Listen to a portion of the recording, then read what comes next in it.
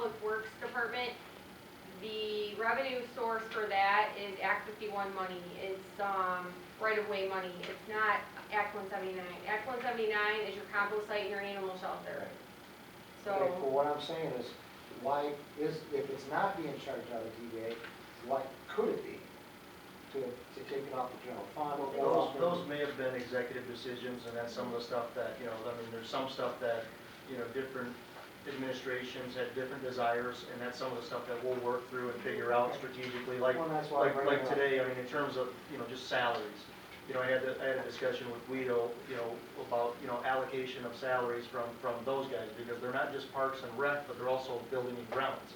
So some of their salaries coming out of TDA. And they actually did a study, and it was a 3-month study that they tried to determine how much of their time is being spent in those building and ground type capacities to figure out how much could come out of TDA rather than the general fund. So, but all of those answers, we don't know yet. We'll certainly try to strategically. Yeah, just sitting upstairs watching TV and playing on it. Some of those No, I strategies. understand, I just want to bring it up, I want to get it out in the open and let's. But those really come down to different administrations and different directions that they're given. I mean, it's not really necessarily a right or wrong way. I know the past administration was trying to not cover much of salary out of those funds and save it for project-based, opportunities. Where previous administrations would use more for salaries to, eliminate the stress on the general fund. Again, I think we're at a time where our services are being compromised to the point to where we don't have much of a choice. We have to open up some of this. We used to I pay agree. for Parks and Rec down out of Act 179 down to the garbage. I just Not that we agreed want with to say that, but I'm just something saying, we did. too real quick is, one of the things that we were kind of discussing in different groups, when we were together and stuff, we want to try to ask these questions in this setting because we're all new and we don't know. So as opposed to sending emails, only one person knows. So we're going to try to ask as many questions as we can here, whether we look silly or not. We're not knowledgeable on everything. A lot of you guys have been sitting here a long time, and a lot of us Are have you not. saying we're old? No, I'm just saying we're not, up to par maybe as some of you guys. So we want to try to ask as many questions in the public. The questions are good. Yeah. Unfortunately, at this point in time, sometimes there's not going to be answers this early. Sure, in the no, game, we from my understand. perspective, Absolutely. because just trying to figure everything out, and there may be answers today, but in terms of how do we improve those, moving forward, we still have to analyze and figure out. Absolutely. I just- There's room for improvement. I have just a small question I'm trying to figure out. Cakes by Stephanie. Wedding cake, wedding cake. Yep. all those Okay, things. so, Those are Madam wedding Chair, reimbursements. Certainly. what happens, there are vendors, so we sell a wedding package, we sell our facility, we sell our dock, our food, and our cakes, and our DJ. We have contracts with the DJ and the cake maker, so we mark that up. So we collect the money in our contract, and then we pay them a percentage of that back. Okay, So they're like a vendor to the golf course. We've collected that money already, now we're paying that back out at a So lesser that's where all amount. the Gordon's food Correct. comes in then too Correct. as well. And I'm looking at that thinking, wedding cake? Yeah. Okay. So, Madam Chair, just to clarify too, I think Mr. Johnson, what he was getting at is he gets this page of paid invoice report, and pages of numbers and dollars, and if we could summarize that by department, that may be very helpful for council, right? So if Yeah. they said, oh, all these invoices and dollars are for golf, all these are for Exactly. parks, all of these are for police and fire. So Yeah. I don't know if our accounting software can do that or not, but And then to even add to that, Mr. Dobek, is even put on there who's paying for it or where that money Where is the coming money's from. coming from. Because that's I don't one of know the if biggest that questions that we have. We want to know where this money's coming Sure. from, what department, because Sure. some departments have money and some don't, so we Sure. want to try to help the ones that don't have the money, Yeah, and that brings me to my question too for the mayor and Missy. If we're going to be moving monies from different funds or, reallocating where we're charging things to, because we are on a deficit plan, we would have to make budget amendments to do that, to move that money around, and if so, That is correct. we would have to, so we should expect to start seeing those. Typically, you see budget amendments pretty regularly, just because a budget is just that, a best guess, it's a budget. But are they periodically, monthly or every couple of months, Misty? I think, well, our original goal was to try to bring budget adjustments quarterly.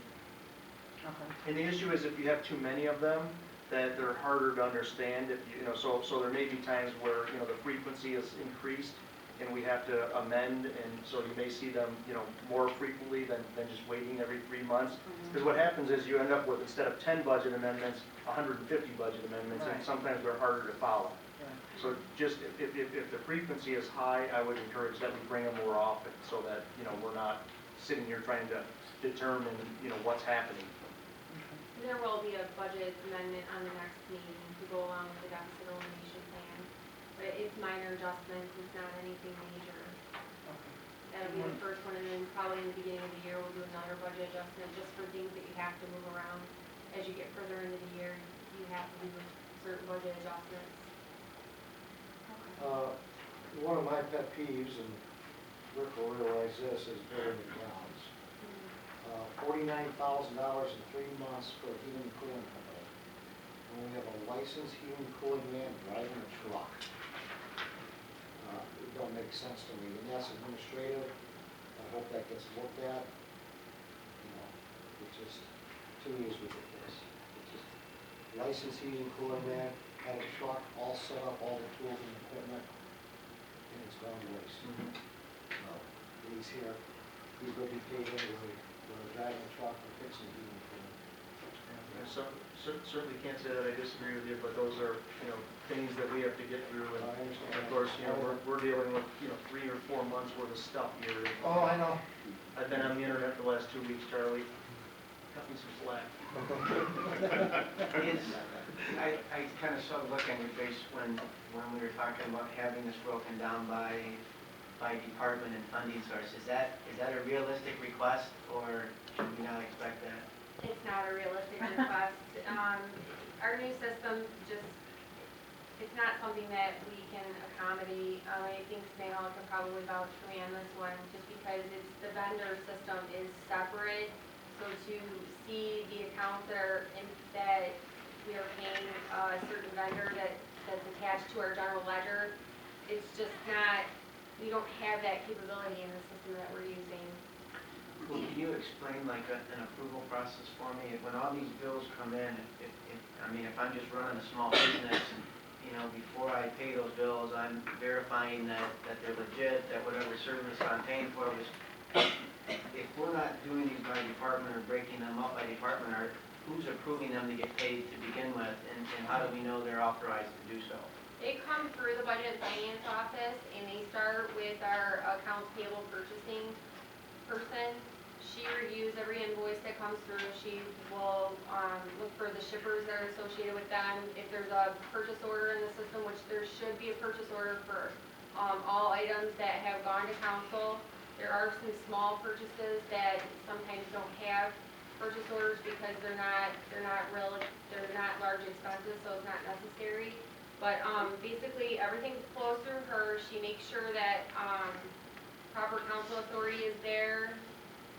She will attach it, make sure that the purchase order is there, and then it flows through to a secondary person, which is either myself or Sue Fair, and we review everything that's being paid. Then after it leaves my office, it goes to the mayor's office for the mayor's office to review, for the mayor to review, and then from there, it goes to the city clerk, and she goes through every single invoice just like we do, and reviews it, and then. You see in the purchase order when you read one of these? If there's, Is it a paper item or is it electronic? You're viewing it on a computer? I mean, is this purchase order is actually something that I filled out to get a check, right? Well, every vendor, the vendors that do have purchase orders are supposed to list their purchase order number on the invoice. And the way that we're processing the batches now, I don't know if you noticed this, Cindy, but we have the purchase order batch and then we have the non-purchase order batch. And the reason why we do it this way is because we want everyone to know that these don't have purchase orders. These are the rare things like utility bills or legal fees. These are the things that may not have council approval, so we can pay extra attention to. This other batch all has purchase orders, so you know all of them have gone to council and have been through the appropriate approval process. And not only do they, have purchase orders, but they also have the CCR, the city council resolution, that references when it was approved, how much was If that's approved. necessary. I'm sorry? If that's necessary. If that, yeah. So it includes all those layers, and quite honestly, when you really start looking at it, you know, it sounds like a lot of redundancy to have all these different people looking at it, but there are times that it makes it all the way to Cindy and something gets caught at that point in time, you know, where, hey, this doesn't have a CCR, or it's the wrong CCR, or this expired, and we can't pay this without going back to council for approval. So it's a systematic approach that creates layers for just what you're concerned with, the checks and balances. Layers are good, it's just, you know, my experience from, you know, bills coming in from multiple locations, it would be difficult for me to look at a bill and say, they really needed to spend X dollars at facility Y, so having the department head or the manager at facility Y sign off on that really gives her a key that somebody's on top of it, otherwise you're looking at these things and, you know, in fairness to you, you can't tell if it's a legitimate expense or a necessary expense because you don't work in that department, so. But she does question it a lot though, because even when she gets done, they come to my office to be processed, you know, check, and I gotta sign off on them. And I was like, Linda, I was like, what's this for, you know, like Mancino's and everything. And I'd be calling Cindy or the different departments, and a lot of them are common packages and stuff like that.